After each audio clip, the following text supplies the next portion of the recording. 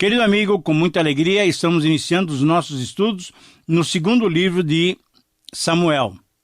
Apenas como recordação, é bom relembrarmos alguns aspectos introdutórios desse livro, uma vez que já temos estudado pormenorizadamente a sua introdução quando iniciamos os estudos no primeiro livro de Samuel.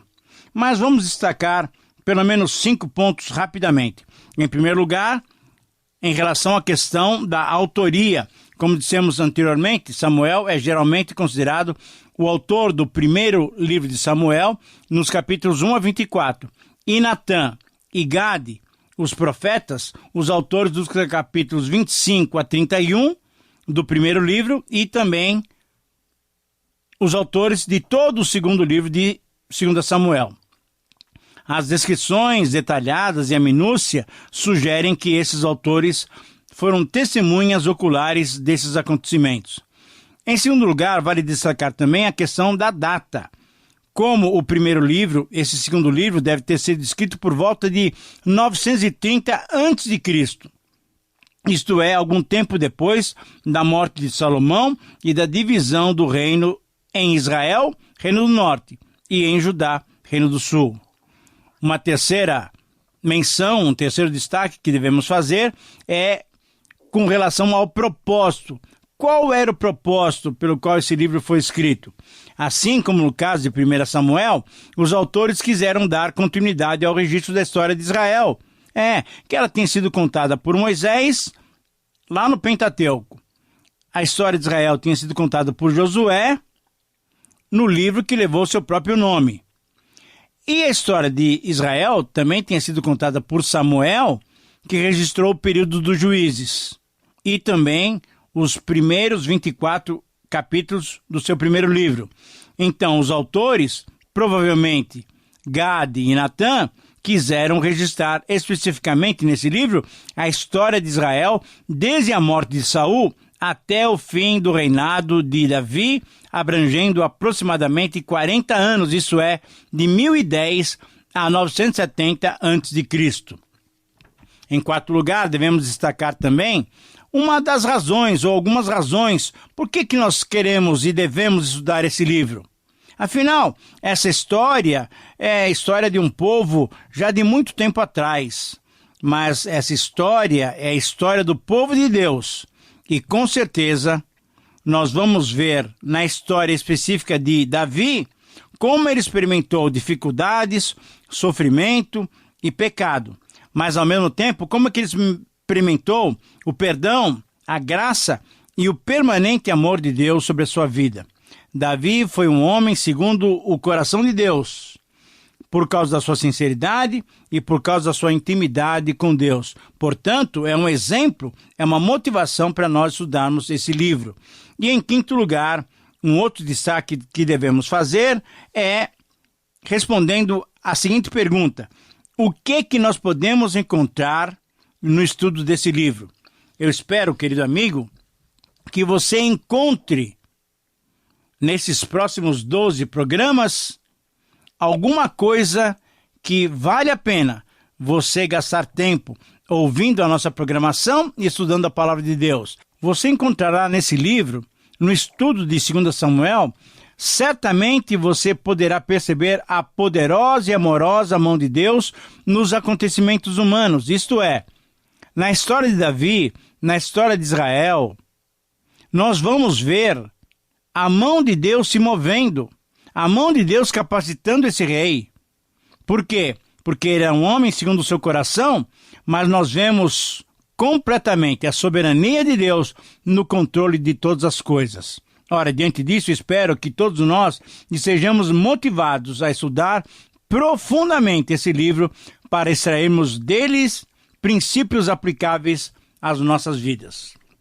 Muito bem, agora vamos ao conteúdo desse programa. Hoje nós queremos estudar os capítulos 1 e 2 de 2 Samuel, que nos relatam o lamento de Davi pela morte de Saul e nos mostram também, entre outros episódios, a aclamação de Davi como rei de Judá. O título que sugiro para o capítulo 1 desse livro é As reações à morte de Saul. As reações à morte de Saul. A morte de um inimigo muitas vezes poderia ser celebrada. Mas o que nós vamos perceber aqui é que, mesmo sendo um inimigo de Davi, Saul chorou a morte de Saul. A morte, na verdade, é um inimigo do ser humano. Embora todos tenhamos que experimentá-la, podemos e devemos manifestar o nosso inconformismo com essa situação, mesmo que seja a morte de alguém que não andou nos caminhos do Senhor. Por isso, a frase que sintetiza esse capítulo pode ser expressa através dessa afirmação: mesmo por alguém desobediente ao Senhor, devemos reagir à morte, porque ela é inimiga de todo ser humano. Eu repito essa frase, que é o resumo do capítulo 1. Mesmo por alguém desobediente ao Senhor, devemos reagir à morte, porque ela é inimigo de todo ser humano. E esse texto nos apresenta 3 fatos sobre a morte do rei Saul. Primeiramente, o relato da morte de Saul, versículos 1 a 10. É importante destacar que o primeiro verso é uma sequência normal do final do livro de 1 Samuel. Ora, depois da grande vitória de Davi sobre os amalequitas, tendo ele recuperado todos os seus bens e todas as pessoas que tinham sido levadas cativas, passados 3 dias, Davi foi surpreendido com a chegada de um amalequita que viera do campo de batalha entre os israelitas e os filisteus. Ele estava com as vestes rasgadas e tinha terra sobre a cabeça. Ele se inclinou diante de Davi em sinal de respeito. Davi procurou identificar aquele homem. Após saber que ele tinha estado no campo de batalha, lá entre os israelitas e os filisteus, perguntou como tinham ocorrido as coisas por lá. Com o relato da morte de Saul, dos seus filhos, incluindo Jonatas, Davi ficou certamente sensibilizado. Apesar de Saul ser o seu grande inimigo, e principalmente pela morte do seu grande amigo Jonatas, Davi sentiu a morte daqueles conterrâneos israelitas. Diante do relato desse amalequita, temos que definir então a questão: Saul cometeu o suicídio ou Saul foi morto por esse amalequita? Como dissemos no programa passado, existem 2 interpretações. Com base nas palavras dos versículos 4 e 5, porém, o seu escudeiro não o quis, porque temia muito. Então Saul tomou a espada e se lançou sobre ela. Vendo, pois, o seu escudeiro que Saul era morto, também se lançou sobre a sua espada e morreu com ele. Ora, baseando-se nessas expressões tão objetivas, alguns estudiosos são de opinião que Saul cometeu suicídio. Por outro lado, com base nos versos de 2 Samuel 1, que estamos estudando, e especificamente diante das palavras do versículo 10, arremessei-me, pois, sobre ele e o matei, porque bem sabia que ele não viveria depois de ter caído, outros estudiosos são de opinião que, de fato, o amalequita deu o golpe de misericórdia, terminando o que Saul tinha intentado contra si próprio. Pessoalmente, não sou de opinião que temos que conhecer todos os detalhes e temos posições sobre todos os detalhes que a Bíblia mesmo não esclarece. Porém, algumas verdades podem ser bem destacadas. Primeiro, a intenção e a motivação de Saul é que seus inimigos não tivessem o prazer de matá-lo. Segundo, Saul decidiu e agiu para cometer o suicídio. Terceiro, Saul morreu de uma maneira que refletiu a sua vida de distanciamento de Deus. Quarto, a ironia dessa situação está no fato de que, não tendo obedecido a Deus, eliminando por completo os amalequitas, conforme 1 Samuel capítulo 15, Saul ou foi morto por esse amalequita, ou pelo menos a sua morte foi anunciada por um amalequita. Em quinto lugar, esse amalequita, tendo ou não matado Saul, tendo dito a verdade ou mentido, provavelmente, veja bem, querendo alguma recompensa de Davi por trazer-lhe a coroa e o bracelete de Saul, ao invés de um presente, teve como recompensa a sua morte, pois com a sua própria boca ele tinha confessado ter matado o ungido do Senhor. O segundo fato é a resposta à morte do rei Saul, versículos 11 a 16. A resposta de Davi e de todos os homens que estavam com ele diante dessa trágica notícia, demonstrou que, apesar de ter sido perseguido constantemente por Saul, Davi não guardava mágoa dele. O ato de rasgar as vestes era um sinal de luto e de dor pela derrota. Davi e os seus seguidores lamentaram a morte de Saul e de Jonatas através de alguns detalhes. Porque Saul, embora fosse desobediente a Deus, era o rei de Israel e a sua morte traria instabilidade à monarquia israelita recém-inaugurada. Em segundo lugar, eles demonstraram e lamentaram a morte de Saul e de Jonatas, porque, em segundo lugar, Jonatas era de fato um amigo sincero e íntimo de Davi. E, em terceiro lugar, as mortes dos soldados israelitas, ora, eram mais do que uma humilhação para Israel diante dos seus inimigos filisteus. É importante nós destacarmos que Davi e os seus não se gloriaram, nem festejaram a morte de Saul. Não, se Davi revelou falhas, e foram falhas grandes até que ele cometeu em sua vida, ele revelou também grandes virtudes. Ele era um homem segundo o coração de Deus e não se alegrava na morte dos seus inimigos. Nos versos 13 a 16, vemos que assim como o sangue de Saul foi derramado, o sangue do Amalequita também seria derramado, por ele ter se arremessado contra o rei de Israel, conforme as suas próprias palavras. Como já mencionamos, há um toque de ironia nessa história. A primeira ordem clara e importante de Deus para Saul era destruir completamente os amalequitas. 1 Samuel capítulo 15. Pois o julgamento divino assim o decretava. Porém Saul não obedeceu a Deus, e por isso Deus o rejeitou como rei de Israel e retirou o seu Espírito Santo de Saul. Pois bem, Saul, que poupou o rei dos amalequitas, Agag, agora era morto, ou pelo menos noticiada a sua morte por um amalequita. Deus permite que essas coisas aconteçam para nos ensinar sobre a obediência às suas palavras. Mas ninguém poderia matar o ungido do Senhor sem sofrer nas mãos divinas. Quem matasse o ungido do Senhor sofreria prejuízo, e por isso o amalequita foi morto. Esse pagão pensava que, levando essa notícia, seria condecorado e recebido com honras militares no exército de Davi. Ele estava completamente enganado. Se Davi estivesse interessado na morte de Saul, ele mesmo teria matado, pois durante todo o tempo de perseguição, por 2 vezes, Deus colocou Saul nas mãos de Davi. Mas Davi não levantou as mãos contra o ungido do Senhor. Em terceiro lugar, nos versículos 17 a 27, finalizando o capítulo 1, a recordação pela morte de Saul é muito destacada. Essa recordação se deu através de um lamento por causa da morte de Saul e de seus filhos e de todo o exército de Israel. Quem fez esse lamento, quem fez essa poesia, certamente foi Davi. No verso 19, temos uma referência clara a Saul e Jonatas, os valentes de Israel que caíram, porém que conquistaram muitas vitórias.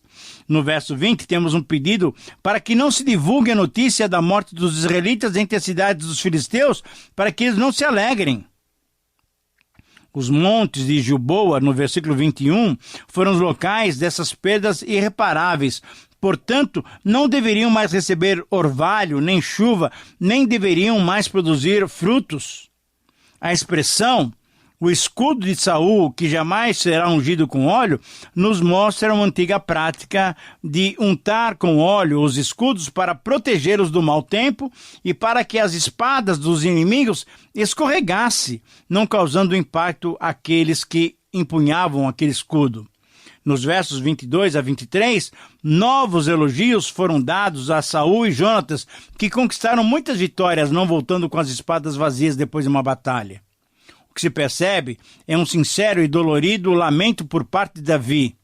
E essa recordação termina nos versos 24 a 27, onde se conclama as filhas de Israel, isso é, as mulheres que cantavam nas celebrações, a que lembrassem dos favores de Saul para com elas. E numa abertura extrema de coração, Davi expressa o seu amor, a sua amizade profunda e a sua imensa lealdade e compromisso para com Jonatas, tratando-o como seu verdadeiro irmão. Nesse cântico feito em homenagem a Saul, rei de Israel, e ao seu amigo Jonatas, Davi nos mostra que ao invés de ficarmos impassíveis diante desse duro inimigo, que é a morte, podemos e devemos reagir quando ela nos ataca. Muito bem, agora no capítulo 2 já encontramos as consequências práticas dessa morte de Saul, rei de Israel. Davi, já escolhido por Deus, começa sua caminhada em direção a se tornar o futuro rei de Israel. E diante dos relatos que estudaremos, sugiro como título para o capítulo 2 a seguinte expressão: a luta pela consolidação do reino. A luta pela consolidação do reino. A frase que resume esses tópicos pode ser expressa da seguinte maneira: embora o reino já estivesse destinado, é necessário lutar para consolidá-lo. Embora o reino já estivesse destinado, é necessário consolidá-lo. E esse capítulo nos destaca 5 elementos na luta pela consolidação do reino. Primeiramente, nós vemos nos versículos 1 a 7 a extensão do reino. Nesses versos, começamos a perceber outras atitudes marcantes da vida de Davi. Lembrando que ele era o homem segundo o coração de Deus. Agora, por que ele agradava a Deus? Pela sua sinceridade, pela sua sensibilidade, pela sua dependência de Deus. É importante destacarmos que Davi já tinha sido ungido, e sendo que o trono já estava desocupado pela morte de Saul, ele poderia já requerer tomar posse e se impor sobre os israelitas. Desde que for ungido, provavelmente, já tinham se passado de 10 a 15 anos. Já era o tempo de reivindicar o que era seu. Mas, querido amigo, como ele era alguém diferenciado, diferentemente de outros que exigem que Deus cumpra as suas promessas no tempo deles, a primeira atitude de Davi foi consultar o Senhor sobre o que deveria fazer. Provavelmente, por intermédio do sacerdote Abiatar, Davi consultou o Senhor através do Urim e do Tumim, as pedras, aquelas pedras usadas pelos sacerdotes para discernir a vontade de Deus. Porque ele ainda estava em Siclaque, que na ocasião tinha sido conquistada pelos filisteus e dada a ele mesmo pelo rei Aquis, Davi consultou não apenas se deveria ir para uma das cidades de Israel, mas ele foi específico perguntando para qual cidade deveria se mudar. Deus indicou Hebrom como a cidade escolhida, e para lá Davi e a sua família, os seus seguidores com as suas famílias, se mudaram e habitaram nas suas aldeias.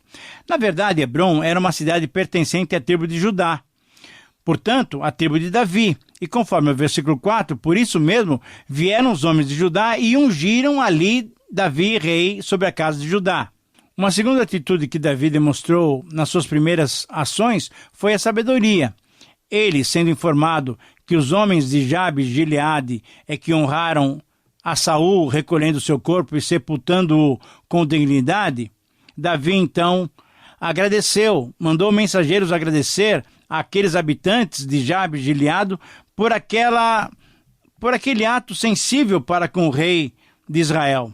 Davi também foi sutil em informar aos homens de Jabes de Gileade que agora ele era o rei de Israel.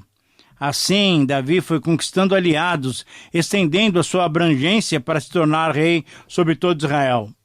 O segundo elemento que nós podemos perceber é o esforço pelo reino. Na consolidação do reino, nos versículos 8 a 11, nós encontramos Davi se envolvendo nessa situação muito interessante.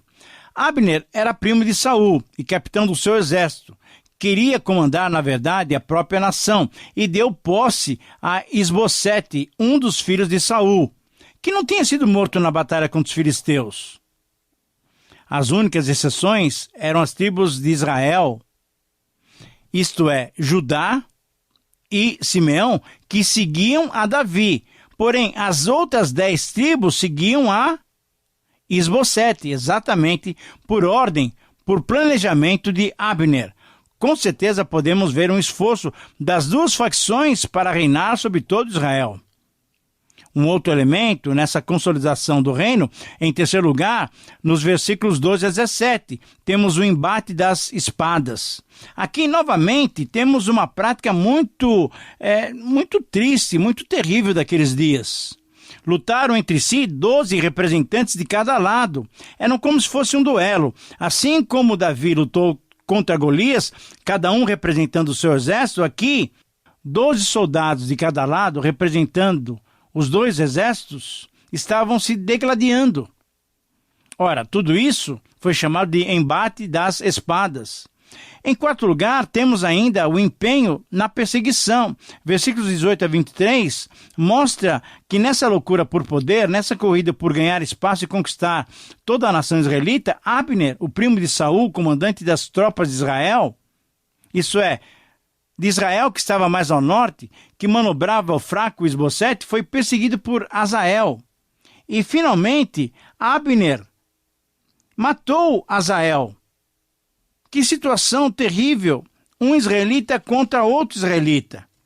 E em quinto lugar, terminando então o capítulo 2, nos versos 24 a 32, encontramos Joabe e Abissai desejando vingar a morte do seu irmão Azael. Eles perseguiram Abner. Abner, querendo se salvar, apelou para Joabe, fazendo-o entender que aquela era uma luta entre israelitas e que isso enfraqueceria ambos os lados. Joabe então aceitou a argumentação, pararam de lutar e cada exército foi para a sua casa. O texto termina com uma observação em 3:1 que confirma que essa luta entre as famílias de Saul e de Davi voltou a acontecer e durar por muito tempo. Mas como Deus já anunciara, Davi e os seus se fortaleciam, enquanto os da casa de Saul iam se enfraquecendo a cada dia. Não podemos estranhar os registros de tantas violências nas páginas da Bíblia. Não. Deus quer que entendamos que esse é o resultado de homens que não buscam a sua vontade. Essa não é a história de Deus, essa é a história do homem. Que eu e você possamos refletir sobre essa tendência humana de querer o poder a qualquer custo, que possamos esperar o tempo do Senhor para obtermos as promessas que Ele mesmo nos deu. Que o Senhor te abençoe. Um grande e forte abraço.